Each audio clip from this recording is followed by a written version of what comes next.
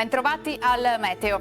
Sul nostro territorio continuano a scorrere correnti occidentali che condizionano la stabilità del tempo e la giornata di venerdì 7 maggio sarà decisamente incerta. Vediamo il dettaglio.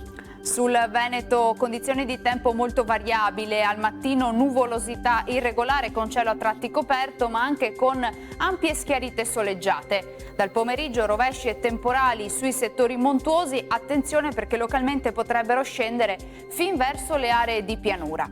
Temperature stazionarie, minime tra 7 e 12 gradi, valori massimi compresi invece tra i 16 e i 22 gradi all'incirca. Ci spostiamo ora sul Friuli Venezia Giulia, molte nubi dappertutto al pomeriggio, alternanza di acquazzoni e spazi di sereno. Temperature minime tra 4 e 11 gradi, valori massimi oscillanti tra i 16 e i 17 gradi. Infine uno sguardo alla situazione del Trentino Alto Adige, dove avremo poche novità, anche qui giornata con intervalli asciutti, ad altri con qualche pioggia.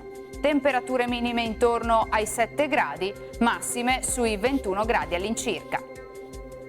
Dal meteo di Antena 3 per ora è tutto, grazie per l'attenzione, arrivederci al prossimo aggiornamento.